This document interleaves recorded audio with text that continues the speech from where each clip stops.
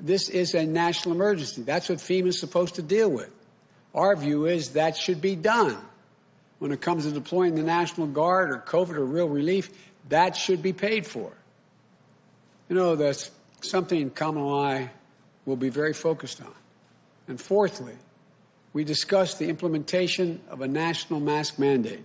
10 governors, Democrat and Republican, have imposed masking requirements and recognized the need for universal masking, north, south, east, and west. It's not a political statement. It's a patriotic duty. And fifth, we discussed making testing more available and accessible. Anyone who wants a test should be able to get one, period.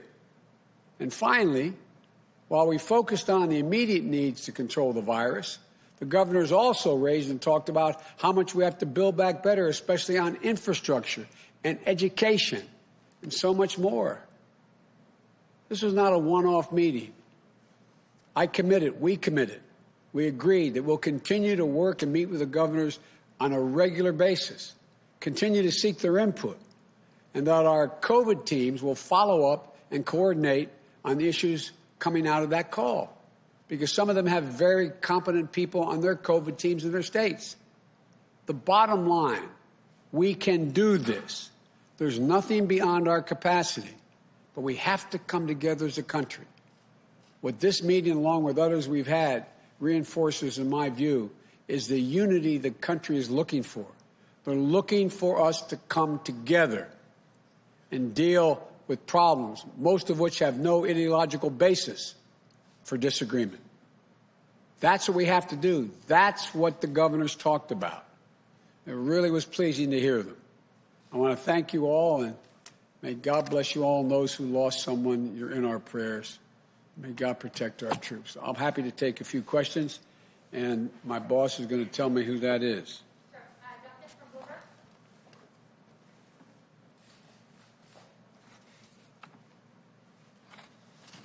Thank you, Mr. President-elect. I know you mentioned the economic impact and talked a bit about the relief package you wanted, but I was wondering if we could talk about things that you'll be able to do just as president, or what will sort of govern your decision in terms of the economy. So I was wondering if I could ask what kind of framework you're thinking about as you decide about a Treasury Secretary going forward. Whether you would consider, you had said during the debates that you wanted to punish China over the way that they've been acting, whether that could include economic sanctions or tariffs towards China. And finally, do you think a strong dollar helps or hurts the U.S. as we're grappling with historic unemployment? Well, look, let me try to take it one at a time. You'll soon hear my choice for Treasury. I've made that decision. We've made that decision. And you'll hear that either just before or just after Thanksgiving, number one. And you'll find it is someone who I think will be accepted by all elements of the Democratic Party, from the progressive to the moderate coalitions. Secondly, it's not so much about punishing China. It's about making sure China understands they got to play by the rules. It's a simple proposition. And so that's one of the reasons why we're going to rejoin the World Health Organization. We're going to rejoin on day one as well, and it needs reform, I acknowledge, and rejoin the Paris Climate Accord. And we have to make sure that the rest of the world and we get together and make sure there are certain bright lines Chinese understand. We have to not only deal with this pandemic, we have to plan for the next one. The idea that viruses are going to go away is just not rational. We're going to recalibrate and set up the institutional structures we had in our administration of Obama, Biden, and build on it. And what was your third question? It was about the dollar, sir, whether you think a strong dollar will help or hurt with unemployment, or generally just how you'd like the Federal Reserve to sort of approach the... Well, quite frankly, the way the Federal Reserve has been approaching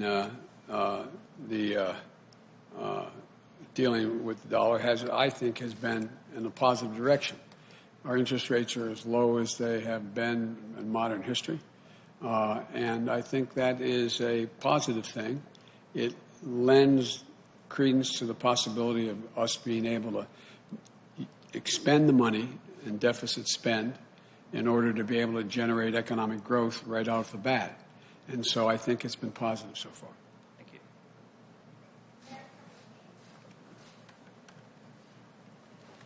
Thank you, Mr. President-elect.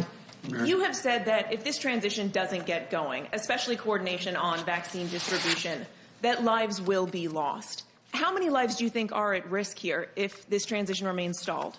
Well, look, you've heard the projections. The projections are that if nothing fundamentally changes between now and beginning of February, we're likely to lose up to total of 400,000 lives, another 150,000 lives. And so it's real. Whether it's that, it gets to 360, whatever it is, it's real. And there is no excuse not to share the data and let us begin to plan. Because on day one, it's going to take us time. If we don't have access to all this data, it's going to put us behind the 8 ball by a matter of a month or more. And that's lives. How many would be lost as a consequence of that? I can't tell you. But the purpose here is to we talked a lot about with the governors about what the immediate needs are. We're going to employ the Defense Reconstruction Act to be able to go out there and dictate companies build and do following things. We need much more testing. We need much more masking. We need gloves. I asked them each to go, and I asked the National Governors Association through the Governor Cuomo and the ones on the line to let us know what their shortages are, what they anticipate. Because we're going to move on day one. That should be moved on now. But if it waits, it takes a long time to get this thing going. And when you take a step back and you look at the way the president is handling this, his refusal to concede, what do you think is really going on here? In your view, Mr. President-elect, what do you think the president is doing? What are Americans witnessing here? Let me choose my words here. I think they're witnessing incredible irresponsibility, incredibly damaging messages being sent to the rest of the world about how democracy functions. And I think it is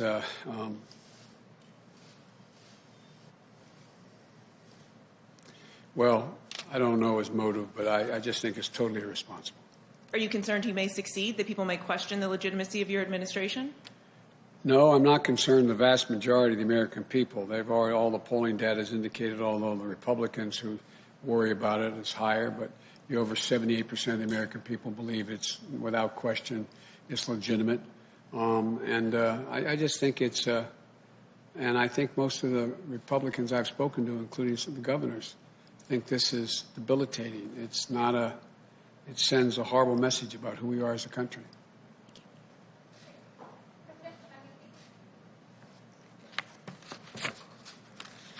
Thank you, Mr. President-elect. Thank you, Vice President-elect Harris. Appreciate it. Nice to see you as well. Yes, appreciate it. You have said that lives could be lost if you don't start getting briefings from the Trump administration. And now here we are, more than 250,000 lives could be lost. Given that, how do you justify not taking legal action to get the briefings that you say are critical, that you say you need? It would take a lot of time. It would take time. It's not going to speed it up considerably, in my view. And in the meantime, I am hopeful that I'm going to be able to get cooperation from our Republican colleagues in the Senate and the House, as well as the governors, to build a consensus as to how we proceed when we do. But why not use every tool in your toolbox to get the information that you say you need to do your job and to do it effectively on day one? I'm making a judgment based on many years of experience in how to get things done with the opposition. Do you think you would win? My judgment is that we'll get further along by actually working with our Republican colleagues now, and because the time in which we would win would not materially change necessarily. But it's still an open question. It's an open question. It could change. So you haven't ruled it out? You haven't ruled out legal action against the Trump administration, against the GSA? We haven't ruled it out. Okay. And given the death toll now, more than 250,000 Americans who have now lost their lives, you have said that you would support a nationwide shutdown if scientists recommended it. You've spoken to scientists now. Everybody asks that question every single time I stand here. It was a hypothetical question. The answer was I would follow the science. I am not going to shut down the economy, period. I'm going to shut down the virus. That's what I'm going to shut down. So that's I'll ruled say out. it again. No national shutdown. No national shutdown. Because every region, every area, every community can be different. And so there's no circumstance which I can see would require a total national shutdown. I think that would be counterproductive. But there are constraints in which the degree to which businesses can be open. For example, it's one thing to say that you can have in a state that is there, where their infection rate is not as high, you can have a gymnasium open. It's another thing to say it can only be open 4 hours a day with X number of people. The church I go to, my Catholic church, they don't allow more than 40% of the people to come into the church. Those are rational decisions. It's not shutting down everything. It's calibrating based on what the threat is. Thank you, Mr. Thank you. President-elect.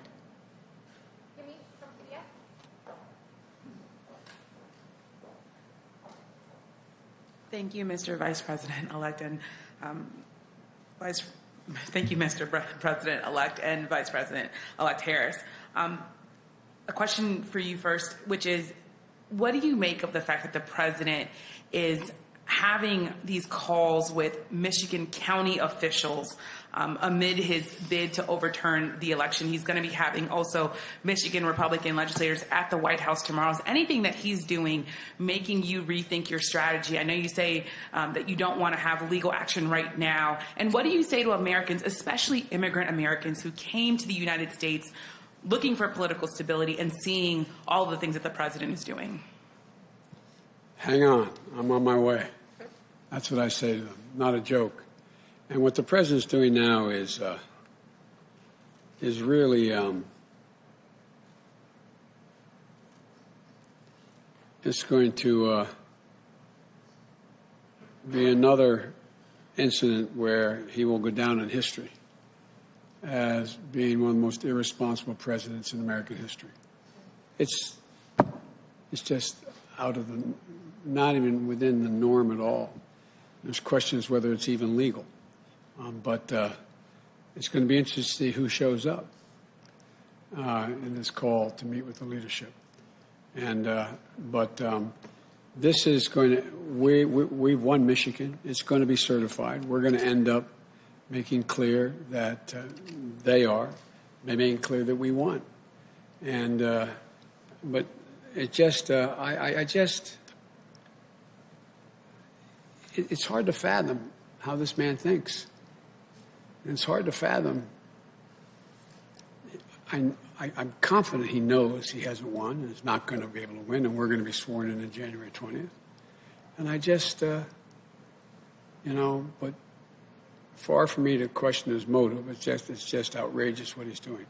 But as he ups the things that he's doing, calling officials, is it making you rethink your strategy at all? Is there anything that he would be doing that would make you say, okay, we really have to go to court now? Or are you still watching what he's doing and saying we can still kind of wait and see what happens?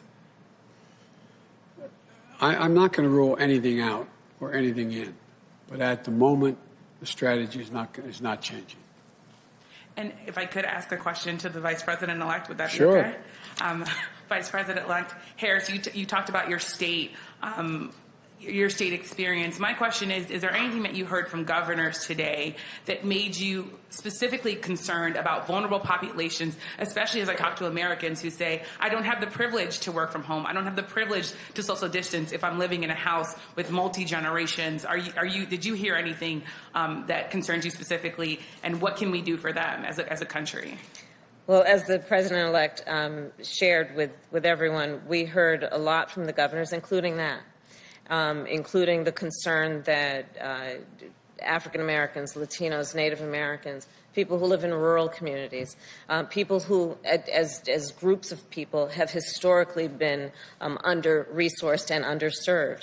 And so there was consensus among the governors, bipartisan consensus, that our federal strategy should reflect those concerns in a way that we support the states with the resources they'll need to get to the folks who have been often overlooked or ignored. And the president-elect, I think, has made it very clear that it's one of our highest priorities to support that. As you may know, in the Senate, I actually led what we called a Racial Disparities Task Force. And that approach is something that we will be incorporating in our administration to ensure that all people have equal access to resources, but also taking into account equitable distribution of resources based on need. Thank you, President-elect Biden. Let me add to that. One important thing to understand is there is and we've talked a lot about this, and we talked about it when I was running, seeking the nomination as well. And that is that the idea of the brown, black, Asian American, Native American communities are always the first ones hit the hardest and the last ones who are brought back. We're going to flip that around. It's going to be really important to determine priorities based upon access to the information that's available, access to everything from the vaccine to other opportunities to be able to deal with helping the country, part of the country that's been hurt the worst. 3 times as many African Americans have died than white Americans died from COVID. So there has to be a prioritization. That's what I'd like to know exactly what this administration has in mind in terms of their Operation Warp Speed and how they plan it. And that's what we talked about with the governors today. They all mentioned the need to focus on the communities that have been left behind, particularly Governor Cuomo. It's one thing if, for example, vaccines are distributed to all the Walgreens of America. No criticism of Walgreens, but there's a lot of those facilities that aren't in rural communities and are not in poor communities, African American, Latino communities.